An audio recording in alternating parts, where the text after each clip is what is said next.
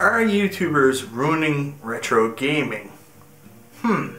It's a question that's popped up a lot in the community and on the tubes recently, and I decided I was going to take a shot at it today. This is actually a response video to my good friend Shawn, RGT85 on YouTube, who posted this question about a week ago, and it's really a very polarizing question. There's really two camps on the matter.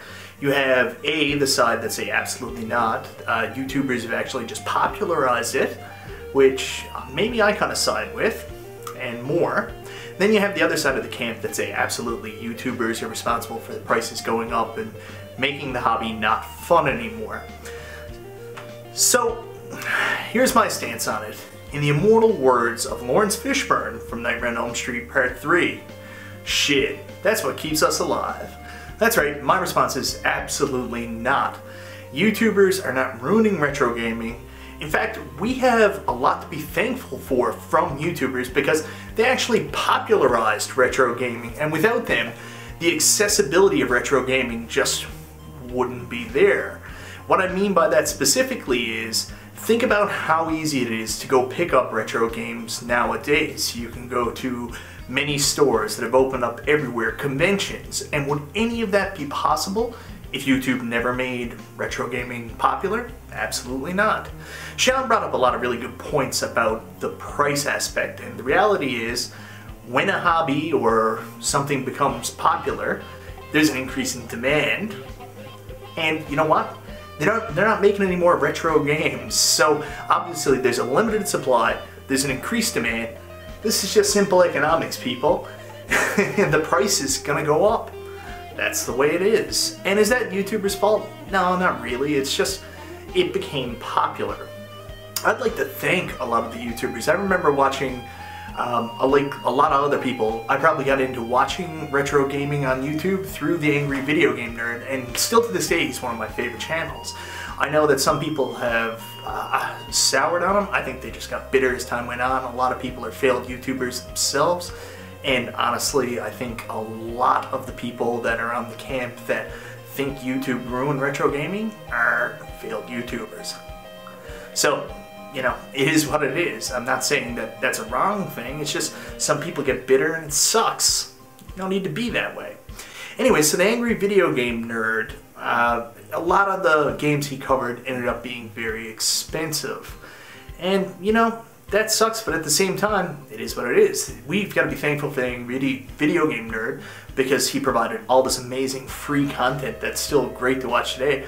But on top of that, he is partly responsible for creating a subgenre in retro gaming itself. There's a faction of people out there, like myself, that all of a sudden became interested in these bad games, not because we thought they were shit, but we wanted to play them to see if they were actually that bad, and you know, I've actually found some gems from them. Like, there was games I've known about since I was a kid, like Friday the 13th and Nightmare on Elm Street, which him in his character mode, he completely bashed them, and there's some people that maybe drink from a polluted water stream who believe what he says is 100% true. But when you play them, they're actually really good. And I like looking at the creative aspects that they take in there that as kids we hated and we didn't understand, but as adults you're like, wow, that's brilliant, like, good job. Then you get a guy like Pat the NES Punk, and Shawn brought up Pat too, because Pat's one of those old schooly YouTubers, and he used to do reviews, and some of the games he reviewed went up in price, and it's just because they're rare games, and when something's rare and good and someone brings attention to it, more people are going to look for it. And again, it's economics. I mean, it's not YouTube's fault. YouTube, like I said earlier, has done a lot of really cool things. Pat's an interesting one too, because Pat also had another series called Flea Market Madness. So you take Pat's Flea Market Madness, and then you take another great YouTube channel like The Game Chasers, and they actually created another subculture. They created the excitement of going out, the thrill of the hunt, and finding the games. And thanks to their adventures, I found where I could go look for retro games, and it was all about the experience and recreating what they were doing. So that was another cool thing they did. And all those guys are awesome. They all seem like really nice guys. I don't know any of them personally. Like, you know, I might have had a couple interactions on Twitter with Pat. I talked to Billy from the Game Chasers a lot, and he seems like a really nice guy. Yeah, you know, good stuff, and these are good people, again, providing free content that's really enjoyable, and I don't understand why anybody would try to villainize them for doing good stuff. I am sorry if when you got into the hobby, it was this niche thing, and, you know, it was like, oh, I used to listen to Nirvana before they became too mainstream, and now they're too mainstream and too cool, so I don't listen to them. If it's a thing like that, well, I mean, come on, get over it. That really has nothing to do with anything. That's just, I don't know, you're trying to be a hipster or something. I don't know, but don't villainize people that are doing good things. Good people. Try to villainize them and blame them for you no longer being interested in a hobby that probably not even 1/100th would even be interested in if it wasn't for YouTube. We have a lot to be thankful for, and I'd go off on another tangent now because I just hate it how a lot of these successful YouTubers get victimized all the time. People call them money grubbing or attention seeking and stuff like that, and I don't know why. They're providing entertainment. If it's not your cup of tea, don't watch it, but like, don't attack them. I mean, it's crazy. Anyways, so another interesting aspect that you know, was brought up in the Facebook chat, and I didn't actually see the Facebook chat, was resellers are responsible for ruining retro gaming, and that is one I will comment on. I remember when I first started going out and finding these other games, the ones I didn't have when I was a kid, and expanding my collection. Like, it was really fun to go check out thrift stores because you never knew what you were going to find, or go to flea markets. But resellers did take a hard arc on it. I don't know if that's from YouTube or that's just opportunity. I mean, realistically, if there's an opportunity to go out and grab something for cheap and then resell it on eBay, people do it. If anything, I think maybe eBay's the fault there, not really YouTube, because eBay created this sales market so that basically anybody could become a merchant. And these people that are going around picking up these retro games and reselling them on eBay, I'm positive that's not the only thing they're reselling. I know a lot of resellers here that, you know, have just moved off retro games altogether because the jig is up, and like a lot of the thrift stores and pawn shops found out that, people are buying these things that we're putting up at discount prices and then selling them for what would be considered full retail on eBay. Why don't we just cut out the middleman? So they jacked up their prices. So they've moved on to other things, like specifically toys, board games, all that stuff. Whenever it becomes popular, or there's an opportunity to pick stuff up cheap and then resell it somewhere, you're gonna do it.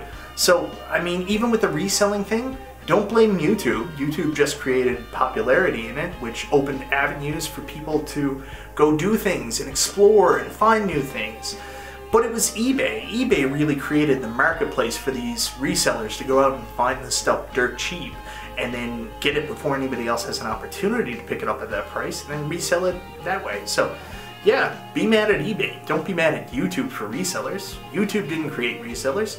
If you watch some of the earliest Flea Market Madness videos with Pat, going back to that aspect, Pat talks about resellers right from the beginning. He didn't create them, they were always there. It's just maybe the prices went up and they expected more, but they were always gouging to get as much as they could for this stuff. YouTube didn't create resellers. They were already there. So, I don't know, I just find this discussion so stupid, really, and really it just kind of makes me a little bit sad, because it just seems like there's a lot of bitter people out there that are just looking for an excuse to tear other people down that are successful. Stop doing it. Be cool to people. Live by the code. Be a good dude. Work hard. Things will go your way. I don't know. I just want to leave it at that.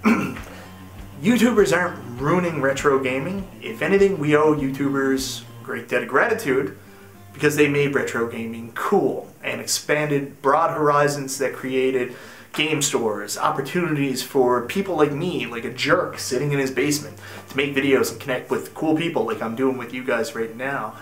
They also made conventions for people to go to, streaming. All that stuff is possible because of YouTubers. And to attack them because you can't, you know, be in that niche market and have that niche about yourself that you thought you had before, that's just petty and unnecessary. So thank the people, thank the Angry Video Game Nerd, thank Pat the NES Punk, thank the Game Chasers, thank all the originators, GameStar81, people like that. Thank them for starting YouTube and, you know, retro gaming on YouTube and making it a thing, because it's a lot cooler because they did. YouTube is and retro gaming. So there it is, guys. Anyways, that's my take on it. I'd love to hear your response. I've got a link to Shawn's video in the description down below. Go check that out and let me know your thoughts. Like, do you agree with me? Do you have a completely different take? What are your thoughts? Let me know. And once again, thanks for watching, guys.